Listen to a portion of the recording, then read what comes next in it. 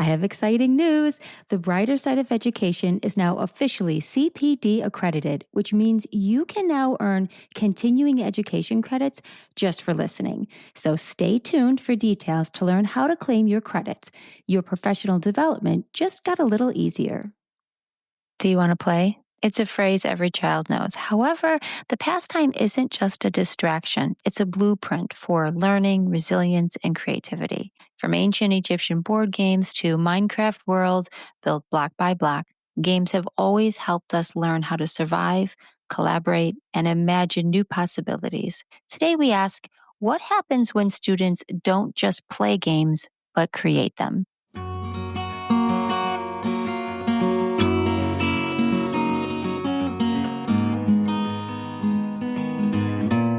Welcome to the Brighter Side of Education, Research, Innovation, and Resources. I'm your host, Dr. Lisa Hassler, here to enlighten and brighten the classrooms in America through focused conversation on important topics in education. In each episode, I discuss problems we as teachers and parents are facing and what people are doing in their communities to fix it. What are the variables, and how can we duplicate it to maximize student outcomes?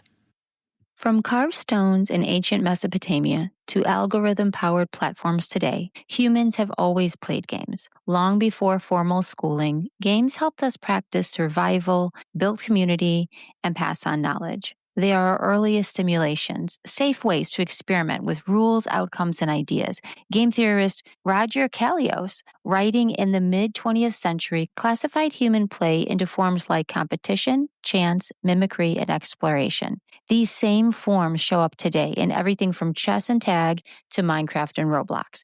And the educational value of game making is no longer just intuitive, it's supported by research. A 2021 study in educational technology research and development found that students who create their own games show significant gains not only in technical skills like coding, but also in creativity, collaboration, and resilience. Game designer and researcher Jane McGonigal has spent her career showing how the mechanics of play, with clear goals, rules, feedback, and voluntary participation, can drive motivation and learning. In her book, Reality is Broken, she argues that games can be designed to address real-world problems and enhance individual and collective well-being.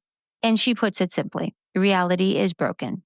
Game designers can fix it. That idea is more than philosophical, it's actionable. When students design their own games, they aren't just learning to code, they're learning to think systematically, solve creatively, and take ownership of challenges. It's a mindset shift from passive learning to purposeful creation. Which brings us to today's guest, Matt Dalio, who is putting that philosophy into practice. Matt is the founder of Endless Studios and Endless Foundation, two organizations reimagining what it means for students to learn and lead in the digital age. His work blends the creative challenge of game making with a mission of equity, ensuring that students have access to tools they need to become digital creators. Through Endless Studios, students explore coding, design, and problem solving by building their own games. Meanwhile, the Endless Foundation expands access to affordable technology and offline-first learning tools, helping close the digital divide for learners around the world. Well, welcome, Matt, to the Brighter Side of Education. Thank you for having me. What do you think is broken about how we are preparing young people for the real world, and how do you think that game making offers a better path? The world's changed a lot, and the education system hasn't. But especially with AI coming, there are people who are even on the frontier of tech who are way behind in the world we have today. The mission we're on, which is to make sure that every kid in the world who wants to have a good education and be ready for the workforce as it lives today and in the future is able to do that, that really actually feels like an existential challenge to us in that AI is coming. AI is going to wipe away so many jobs. And a world in which everyone has all of their income opportunities wiped away versus a world in which everyone is a power user of AI, capable of becoming, superhumans, commanding magic out into the world, manifesting their dreams as, with swarms of AIs working at their behest, like a world in which every kid has access to that skill set as they graduate into the world, and a world in which every kid doesn't, to kind of be binary about it for a second, is a very different version of humanity. I'll just kind of give you some of the philosophical or historical grounding, but I think about it a lot, which is that when the printing press came out, everyone thinks the world changed immediately, but it really didn't. Like the nature of the church's role in society and politics, that did change. And interestingly, Leonardo da Vinci was born the same year as the printing press. So you had things like the high Renaissance that were able to happen that could not have happened without the printing press. But for the average person, their life did not change. They were on a farm when the printing press was invented. They were on a farm hundreds of years later. And it wasn't until one country invested in literacy that the world changed. If you track literacy rates over those years, for hundreds of years, they basically didn't increase. It looked almost flat.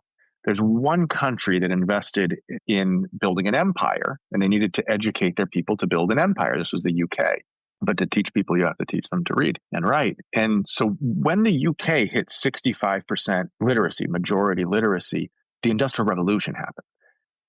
And it was the Industrial Revolution that changed everything about the way everyone lived. What it takes to build an industrial revolution, it takes an entire society being capable of contributing, an entire society lifted up. So the parallel to today is that we have this incredible tool that people talk about as the printing press of our time, whether that's the internet or AI, it's the same concept. These incredibly powerful tools. But if you look at the percentage of today's society that's capable of reading and writing in this thing called software, in other words, true fluency, the literacy rates today for that tool are lower than actual literacy rates in the dark ages. So when I think literacy, I mean, I can create, I can do the things in Silicon Valley that people are doing to push the frontiers across so many different topics.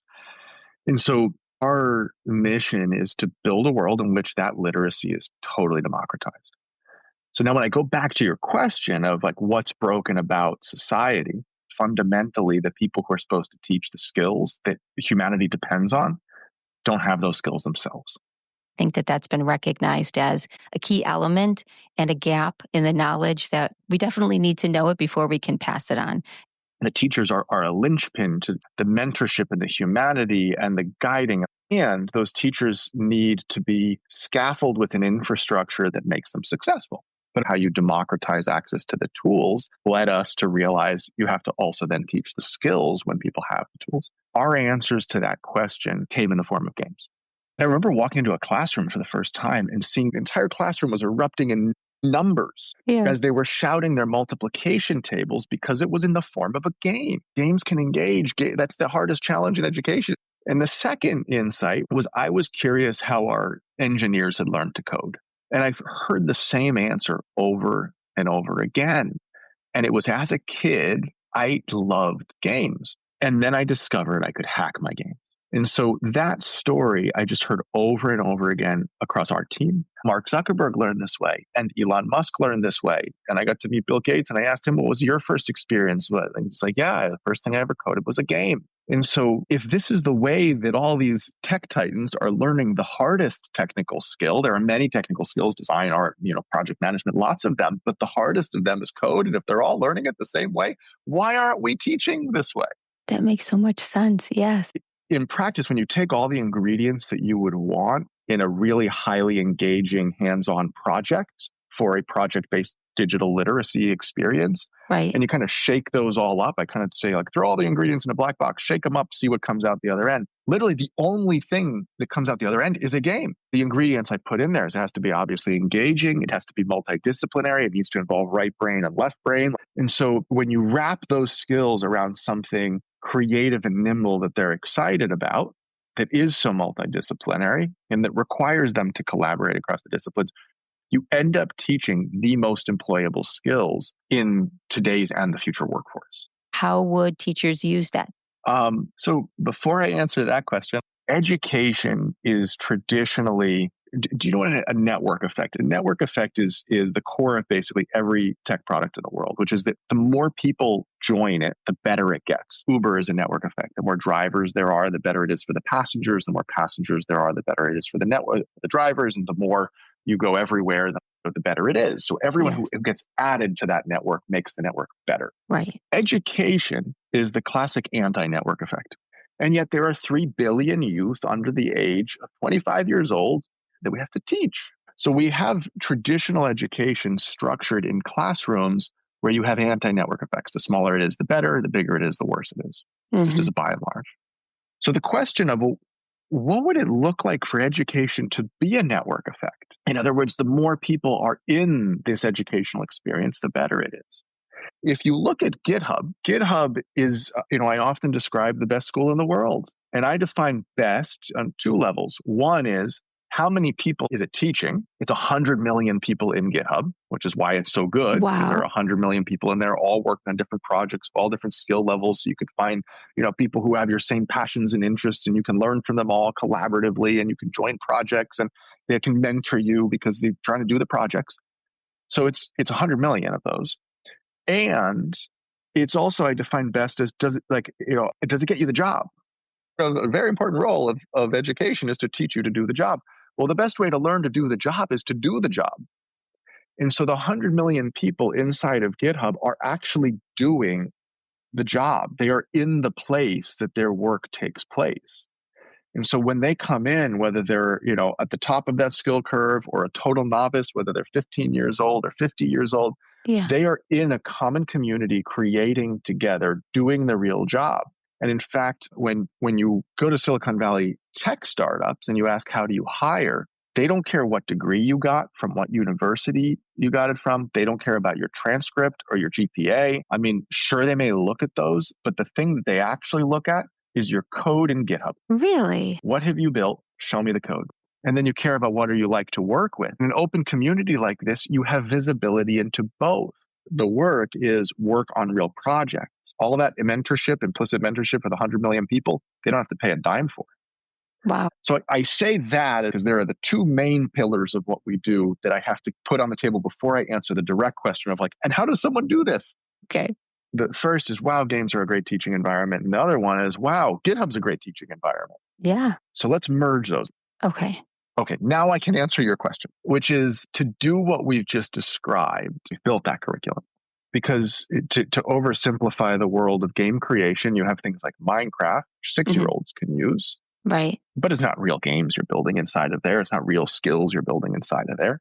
And then on the other end, you have real tools like Unity, which 70% of the world's games are built on top of. It is the professional game engine. But if you took a college student and put them in there for weeks, they might be able to build a game. It's very complicated. It's a professional tool. So what we had to build, not because we wanted to get people into the professional tools, was a tool that made it so simple that a 6-year-old could go and place blocks to use that mechanic, because every kid knows how to use that place block mechanic. And when you look at the tool just as a first snapshot, you're like, oh, this is a Minecraft clone, which we want. But then what we do is we put inside of it all of the layers of the onion that allow you to scaffold back into the professional tool. So it's built on Unity. Yes. And we do things like have levers that open doors with wiring systems that can get very complex in the logic, down to rule blocks that you can create that teach computational thinking, down to a scripting layer so that you can see what others have scripted in real code and tweak it or write your own scripts, or in the future, use AI to help you write scripts, which then also brings you into Unity, where you can make custom textures and custom props and custom characters. And that brings you into tools like Blender, which is a 3D modeling, industry standard 3D modeling software. Wow. And so it's this sort of journey that walks you really slowly, whether you want to get there in 5 hours or 5 days or 5 years, walks you very slowly into, at every step of the experience, learning and delighting, but slowly walking into true professional industry standard tools. Wow. So the most concrete answer to how someone can, kind of deploy what we're doing is that tool. It's called Endstar. It's on our website, endlessstudios.com. And you can go download and use it. It's free. Teachers were like, oh my God, I've never seen this kid so engaged. Because when we present, we have a 5-minute spiel we give. Before we're done with the 5-minute spiel, the kids are already off and running. They're not paying attention to us. They did things that our engineers were shocked they had done. Wow. Like they made this like waves of spike traps. I was like, how did you do that? And it was so cool because one kid had the idea and you could see that kid shared it with another kid. And next thing you know, it's in 2 games in the same classroom because peer-to-peer learning is happening. So that's the simplest, frankly, is go get that tool. And unfortunately, right now, it's not on mobile yet, but it will be. Ultimately, where we aspire to get is to be a community where any teacher or anyone who doesn't have a teacher can come use these tools and to lean on your peers in the community and join projects that are bigger than their own, So the playing teaches you the foundational skills to be able to do more. And then we launch you into more, which is you're off and running and there's just a whole community and literally you could do it for a lifetime. So now a teacher, if she was to do this, does she have like a class? Does everybody just do this on their own? Like what supervision is there? Yeah, it's a great question. We're in the middle of adding classroom management features to make it really easy for teachers to deploy it into classrooms. But the simplest answer today is go download it, have your kids download it, put it on the computers, and basically just go play. Yes. We do have curriculum that we have not put online openly, but if anyone wants this, email me at m@endlessstudios.com. I'm always scared to put my email address out there, but we'll see how that goes. I am slow to respond on email, so don't take it personally, but I'll make sure it gets to the right people. But we're happy to send along the materials. If enough people ask, we'll just put them in the right place on the website so that people can take them. But the idea is that we've created literally an entire course, and there are different lengths of course, everything from like, I have 3 hours, let me do something, or I have an hour, all the way to I have 3 months, and I want to walk my students through this experience.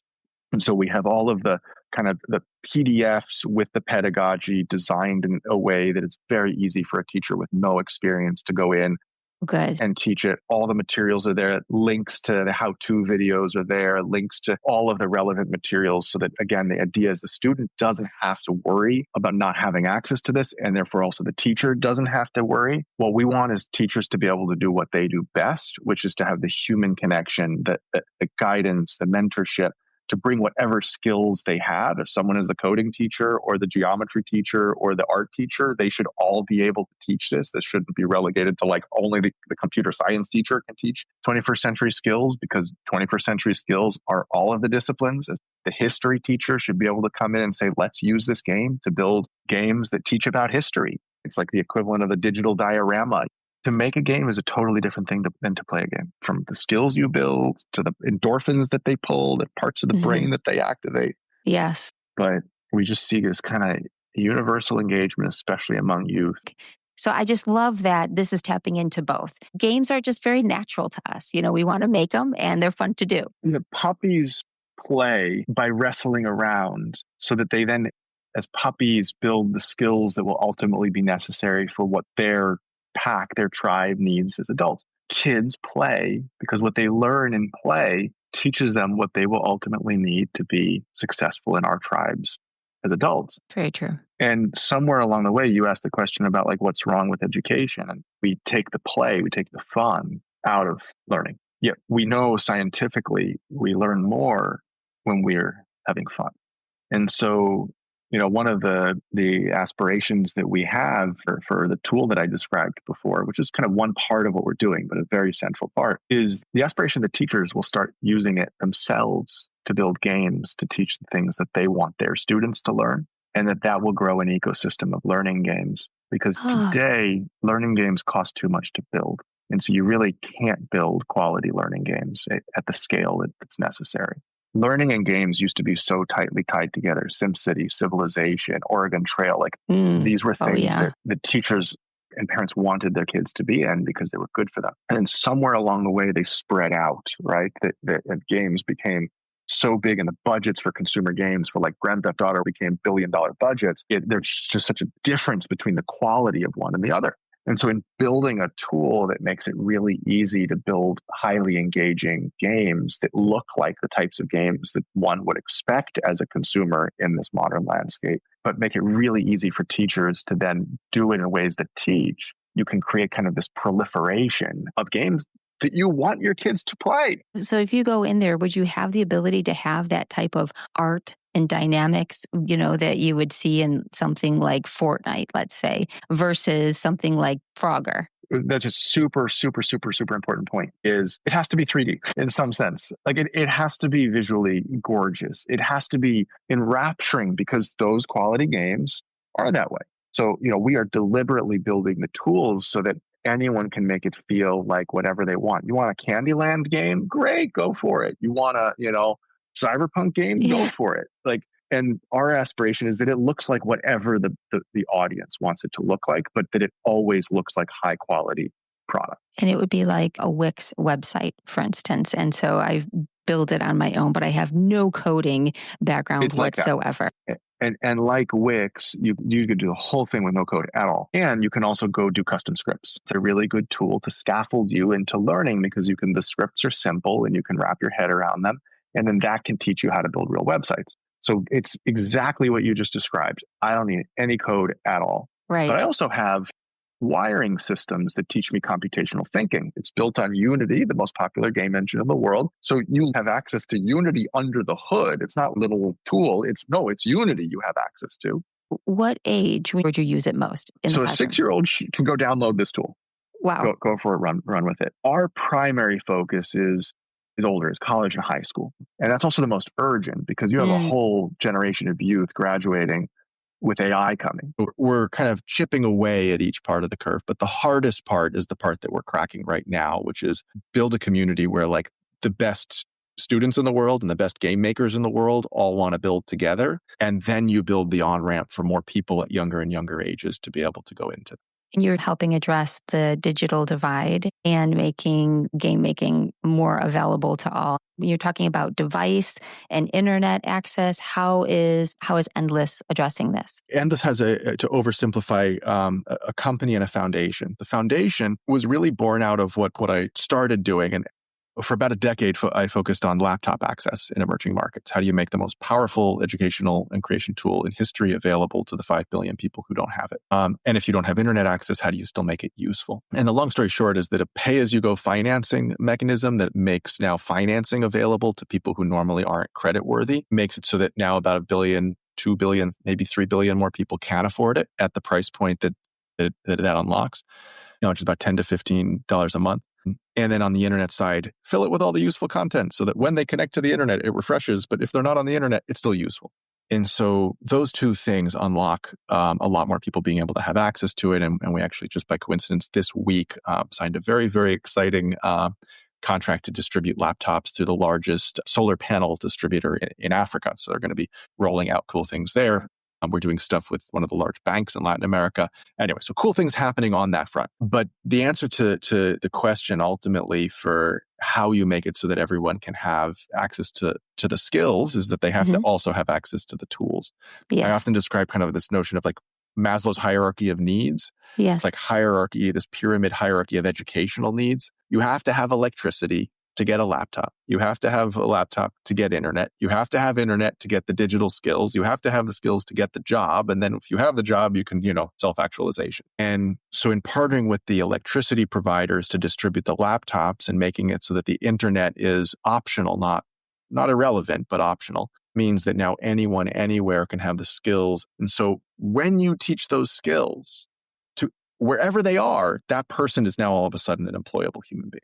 What's the biggest opportunity you see right now to empower youth? Teach them to be the power user of AI. There are layers that are not that hard to learn. Like literally, if you just go to YouTube and you look at tools like N8N and Zapier, it's someone who's curious and has the time. And so when you can use the vessel of games, because that gets people excited, and the community where they can learn from each other and depend on each other, to teach these kinds of skills, those are the skills that will get you jobs. That person is unfireable. That's wonderful advice, and it's definitely where we are headed. Could I add one last thought on AI? School measures the inputs. Like, did I write the essay or not? And there are really, really important reasons for which that is true. I just want to add that the world measures you by the outputs, the outcomes. Did you hit your KPI? Did you reach that number of users? Did you hit your revenue targets? Did you hit your sales targets? So when I hire a marketer, as an example, I'm looking for the output. I don't care if they wrote the copy. I don't care. I don't care at all what inputs they used. In fact, the less they use, then the more capacity I have for them to deliver more. It's a very different outlook. Yeah. There's a great book called Measure What Matters. If you measure what matters in the academic context, yes, and it's the same as in the work context, and then you teach people how to do the thing that makes them succeed at the thing that matters, then you're likely to teach people how to do what matters. Really appreciate you coming and talking about ways that we can prepare our students and even ourselves to be able to navigate this space more confidently and with more purpose. What you're doing with Endless and both the studios and the foundation side is allowing more people to be able to access that. So thank you. Thank you for your time. It's been a pleasure. If today's episode reminded you of the creative power of play, I encourage you to explore how game making can be part of your classroom or home. In a time of rapid change, game making may be one of the most human things we can teach. Let's make space for it. If you have a story about what's working in your schools that you'd like to share, you can email me at lisa@drlisarhassler.com or visit my website at www.drlisarhassler.com and send me a message. If you like this podcast, subscribe and tell a friend. The more people that know, the bigger impact it will have. And if you find value to the content in this podcast, consider becoming a supporter by clicking on the supporter link in the show notes. It is the mission of this podcast to shine light on the good in education so that it spreads, affecting positive change. So let's keep working together to find solutions that focus on our children's success.